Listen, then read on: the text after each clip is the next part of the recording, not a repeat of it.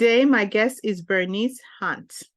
And in this episode, we discuss about different things of what led her to be this woman she is today, from learning how to work as a coach, as a brain coach, and different modalities, different things from her childhood and being this woman she is today.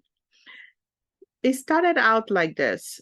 So Bernice's husband, Oliver, contracted sepsis, which went into his brain. She experienced a short glimpse of life with someone whose brain was broken. That incident halted her 12-year post-retirement gig as a part-time wellness coach and turned her focus specifically to brain health. With the pandemic limiting her options, she plunged into the internet world. Her grandkids became her biggest cheerleaders as she was approaching 70. She received certification as a brain health professional and launched her online business called Keep Your Brain Sharp.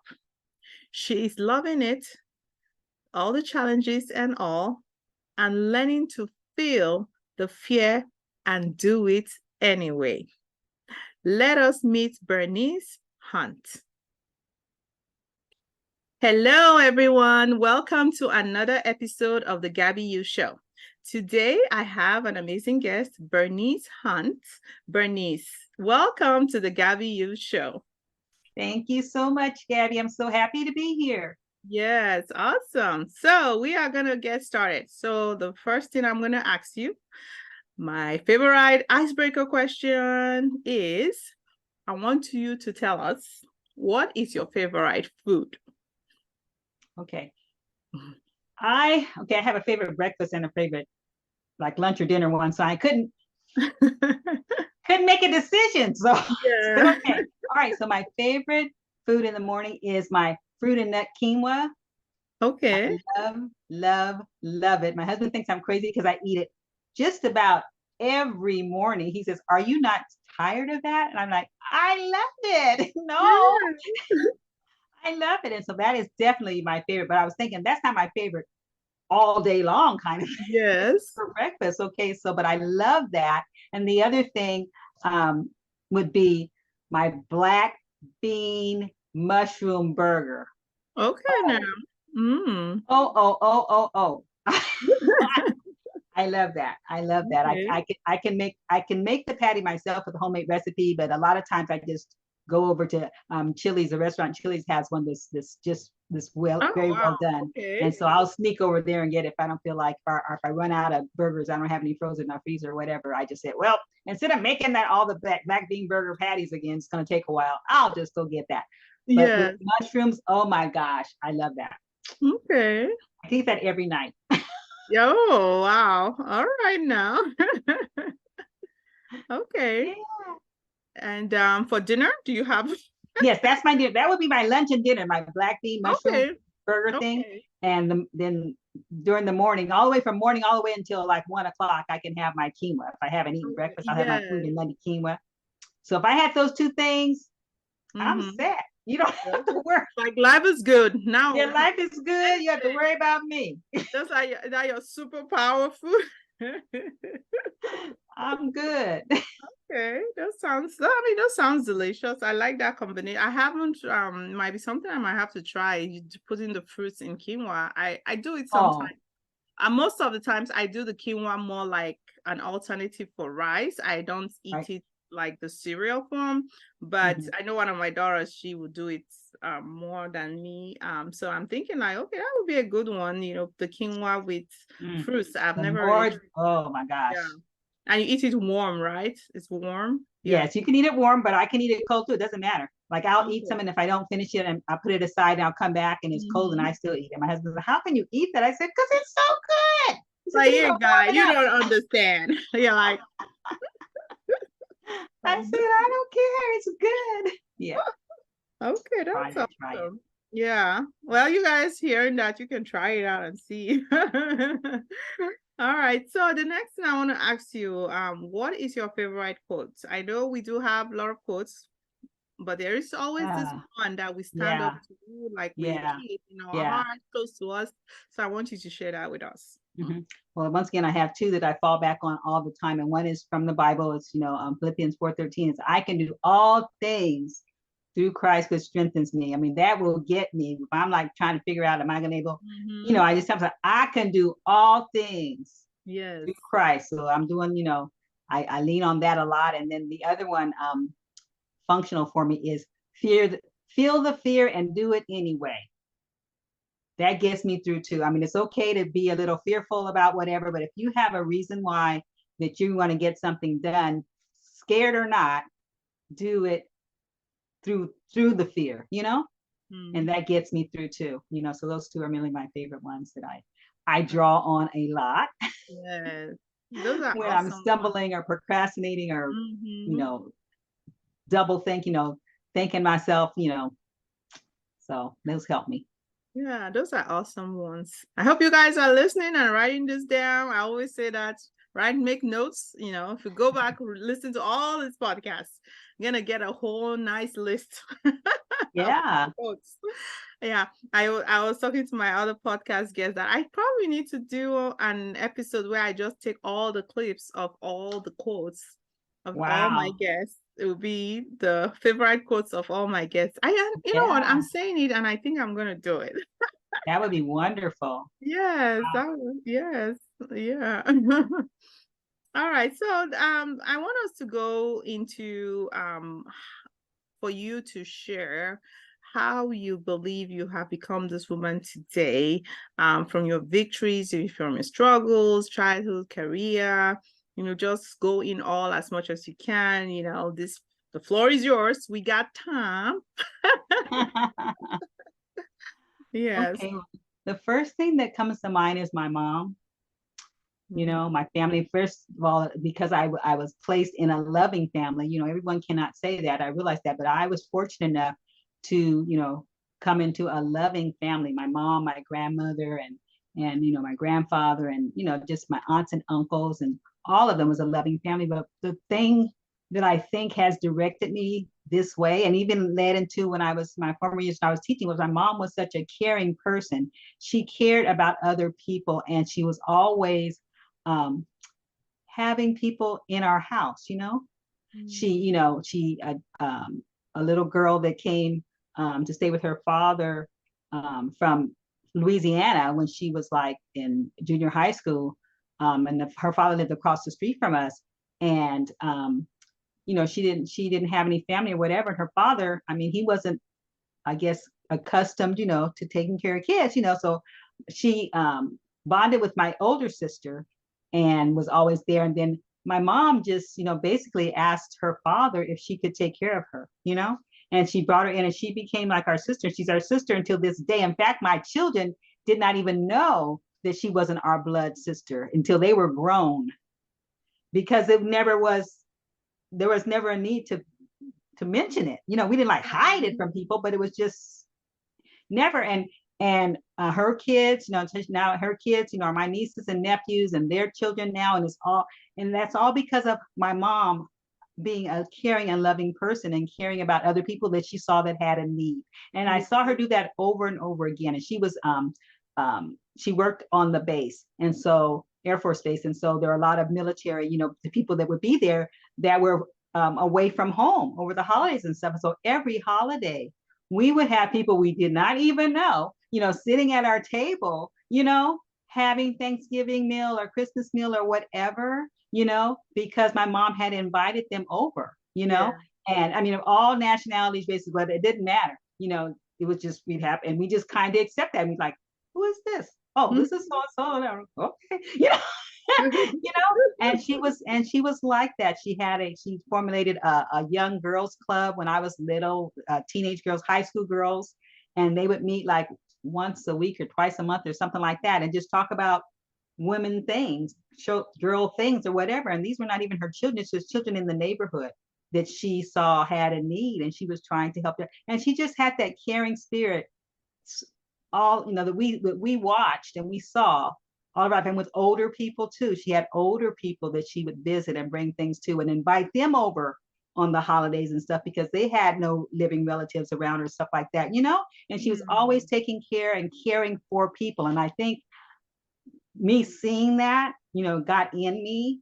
And I think that has a lot to do with why the service I'm doing, is a caring type of service. I care about other people. I want them to have the best quality life they can have. And so as I learn things, I want to share with people what I know, that they can, they can take it or leave it, they can do it or not do it, but I want to show them that there is a way out, of the situation, that they may not know of. And so I got that from my mom. And so I'm really grateful for that. Now I've had struggles too. You're talking about struggles. I've had struggles too. Okay, I had bad choices in my life, younger, bad relationships in my life, but it the end of it, says what the devil meant for evil, God turned to good. Okay, and that's what happened in my life. And out of that, I drew closer to God and got a more intimate relationship with Him. Once I realized that I can't fix everything, I cannot fix everything. So I need to go to somebody who can, and He showed me time and time again, He is faithful and pulling me out of the muck and the mire type of thing, and changing my outlook on things. When you're young, you think this, you think that, whatever, and just helping to shape and reshape my decisions, and my priorities and all of that, through, the Holy Spirit being in me, leading and guiding me, if you let Him, He will do that for you and bring you out of that. And He said, you become a new creation, become a new creation. And so I am very thankful for that struggle that led me that way. When I remember sitting on the curb in front of my house one day and I was just crying because I realized that I could not fix this, I could not fix this. I said, God, I cannot fix this. I was, I'm very, I have a lot of organizational skills. And I had tried, plan A, then I went to plan B, then I went to plan C. It's okay, we're going to regroup. I'm going to go to plan D. This is what we're going to do. And finally, I just was overwhelmed that none of this was working. I did not know what to do. I could not fix this. And so out of that situation, I came a very close relationship with God. And then later with my family, how loved ones get afflicted with things and you can't do anything for them. There's only so much you can do, and I see God, His hand move again, taking me to a new level. My husband had sepsis. He was in the hospital, with, his kidney function down to 30%, his brain inflamed, and they were trying to address the infection in his brain first, because that was most paramount. And then they say, we'll get to the kidney failure later, but let's get this brain, and God was just so faithful. And I was just so appreciative and so thankful and so grateful that I knew Him, that I had somebody. You have people in this world that they think they have nowhere to turn. They have nowhere to go. There's nothing they can do. There's nothing. Yes, there is, And so those things have shaped my life, and it has made me, who I am, today, and who I am still becoming, because He's not finished with me yet, but I'm very thankful. Yeah. Wow. That is what a story.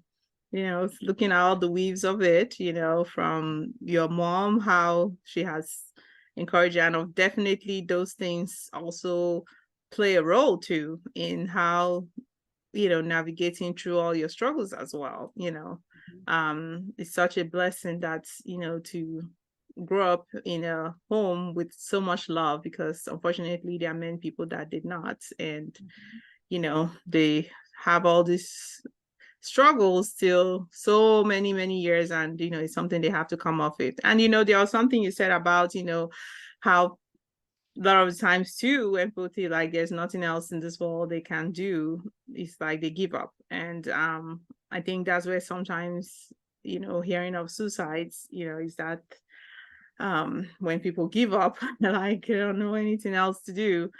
And but thankful for your life, how you have weaved through this and has led you to this path, because sometimes all these um challenges are like the stepping stones leading us where we need to be.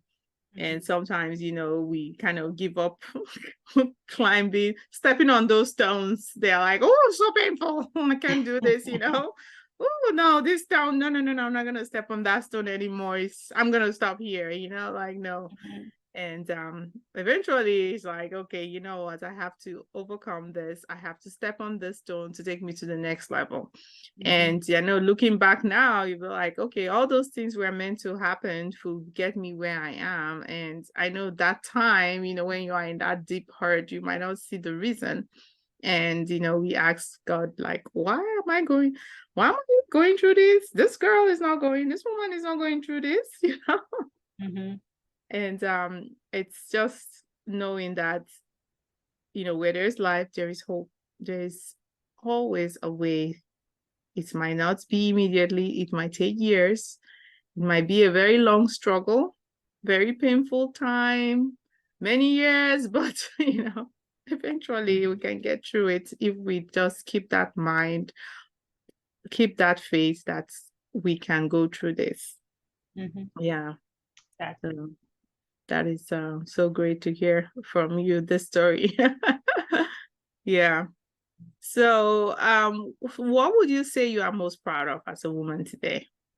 Yeah. I know you're probably proud of a lot of things. What would you say you are most proud of? Yeah. Yeah. A lot of things. And I'm thinking about that, a lot of things that have happened to me, positive things, acclimates or whatever, I really, can't take a whole lot of credit for. I mean, because God has gifted me with certain things, He's placed me in certain positions, given me certain experiences. And if it had not been for Him, you know, where would I be? Kind of thing. And I was thinking about, I said, the thing I'm most proud of really is my having accepted, salvation, because that is something that's offered to everyone that everyone doesn't choose to accept. They don't choose to Yes. receive it. And I'm not saying that I knew all the pluses behind it when I did accept it. So, but I am proud that I went that direction and decided to seek His face, Yes.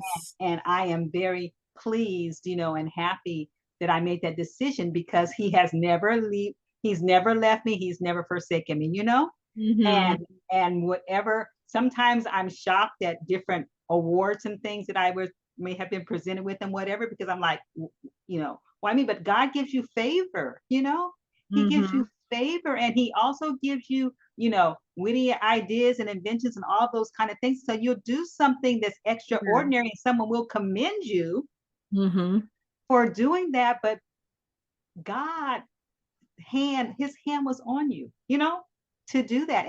And I am thankful, that I'm in His family, therefore, so He can bestow the blessings on me and the promises and all those kind of things. And it was only that one thing, deciding to receive Him, that opened those doors for all these other things that have happened in my life, And I had a lot of, and there's lots of good things that have happened in my life, but that's the one I'm most proud of and most grateful for, is being a child of God, because everything else then is possible, Yes. Oh, that is so good. That is definitely something one have to be really, really proud of to have, because like for you too, I'm a woman of faith too as well. And I believe if it's not because of my faith and just this acceptance of my salvation and all that, I don't know where I would be. I mean, it's it's just amazing for me how, or let me say, I'm just kind of wonderful people when they say, like, I don't believe in anything and just living life like that. Like, oh my God, how are you doing it? Yeah. Like, and you think, and even if you're at that level where you're having a good life, just think of what your life, how exponentially better your life could be. My gosh, if you're up here, if the life that you live, once you let God in and follow Him, yes, it's like, wow, I can only imagine. I can't even imagine how much more that's exactly right. beneficial it would be, And But the thing is that, of course, being being accepting of salvation and everything. It's not, of course, you're gonna have challenges, but now you will be able to handle those challenges in a better way. And it's one of those things. I know I was talking to one of my guests a few days ago, and we're talking about the difference between happiness and joy. And of course, when you look at those two, happiness is more like it's more temporary than when you compare it to joy, because joy is that no matter the situation, you still stay joyful. And so that's the thing, as being for me personally, and probably for you too, being this woman of faith, that this is one of the things that we go through. Even though through trials, you still stay joyful. Because God got you. Exactly. So Exactly. yeah. Wow. So like we have, talked about a lot of encouraging stuff. So I want us to just kind of round it up, put it in a little cute box. I want you to share with us some encouraging words you want to give to us listening. Just put that in a cute box with a little cute bow. And what are some of the encouraging words you want to give us today? But the thing that comes to me right now is you are not alone.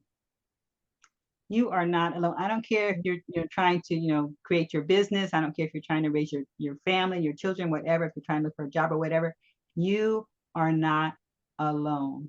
And even with me with the business, and I started out with online, it was during COVID, so online and everything, and knew nothing, hardly anything about the internet and all of that. And, it was like shunning Facebook. I don't do Facebook, but when I decided that I needed to do it online, I had no idea of what I was doing.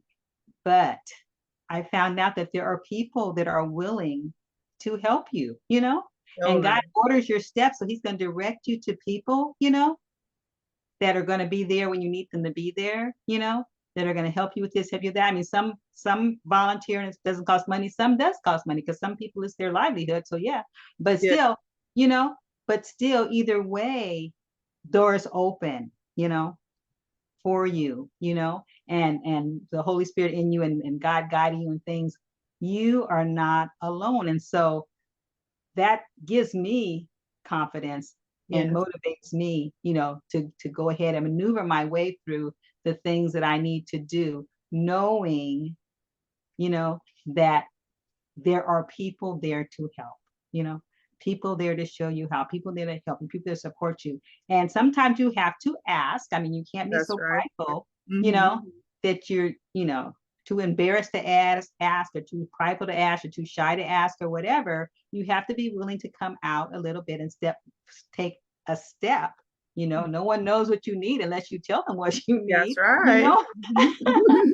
Psychic all of them to know. They can't, they won't have any idea unless you put it out there, but that's one thing that I found. And I remember one time, I was in this coaching class or whatever, and they were saying all this internet stuff, whatever, technology stuff or whatever, and they were just reeling it off like it was so easy. And I sit there and I just started crying because I did not know what they were talking about. And they were talking about how easy it was. You just, I'm like,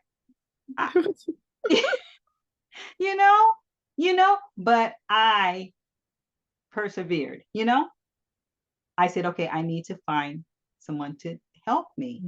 I need to find someone, even if I might have to pay, I need to find someone to help me, because not knowing is just going to stop me. It's going to paralyze me, and another thing I realize is that I don't have to know everything. That's right.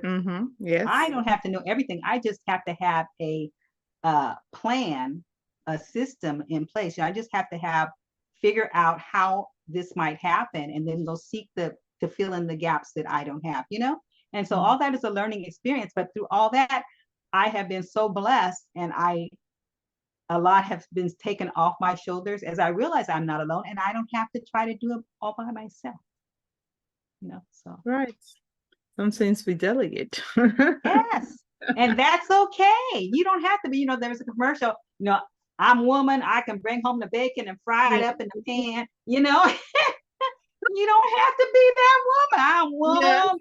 Okay, you are a woman, but you don't have to do every little thing. Everybody got their own lane. Yes. You have to figure out what are the things that are causing you stresses and delegate somebody else do it for you, Yes. Yes. and focus on the ones you could. Yes. Mhm. Yes. And build on your strength. Know Yes. what your strength is. And Mm-hmm. know what you bring to the table and bring that to the table and let That's somebody right. else bring what they bring to the table. It's gonna be a big potluck. We're gonna have a big feast then because everybody's bringing Yeah. what they do best. Yeah. And you just said something that, I think there have been some thing of misconception of people of things they'll say, um, build on your weakness and, but the way we are seeing it now is like that is hard because before you will be able to do that, it's going to take a long time. So Exactly. you'll get much better, perfect that your strengths, and then the weakness part, that's where we delegate and let Exactly. somebody else do it. Because it used to be you hear all that a lot, and now I find out that that thing is not really very helpful. Not really, it's not practical if you have Yeah. you want to get it done in this lifetime. Mhm. Yeah, exactly. You might eventually get it. It's not Yeah. that. You know? And you can, at least have an idea of that stuff, but doesn't mean that you should spend all your time trying to say, I want to build on that, my weakness. Build on your strength. Keep getting better with your strength, and the weakness one, yes, have a little idea about it and let somebody else do it, or somebody teach you how to get better with it instead of just figuring it out on your own. So yes, that is the key here.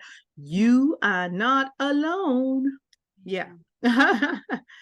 So how can people connect with you? Where can you be found to be able to work with you or kind of catch on what we are doing with your business, coaching, all that?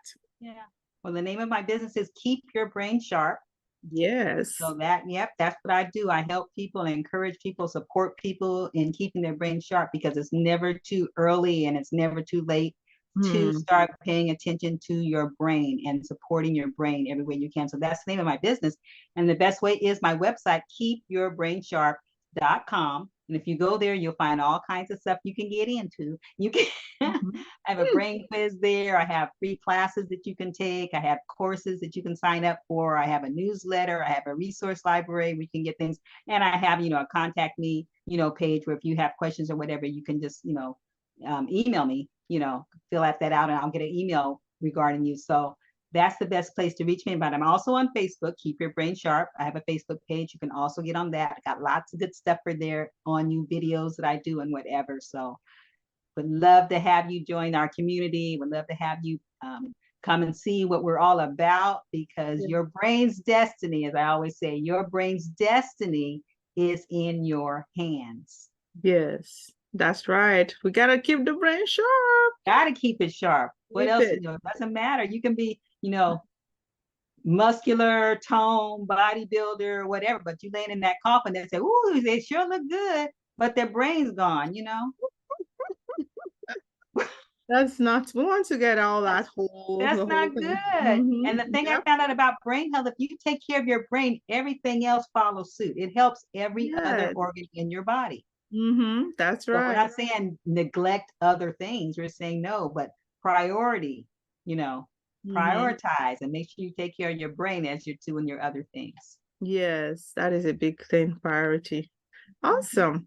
So all this information, I'm going to be putting it in the description area. So this is going to be on YouTube, Spotify, Apple, all the places you can find podcasts. So make sure you look at the description area, check out our website, all the community groups so you can get great stuff to help you guys help your brain. We got to take care of the brain.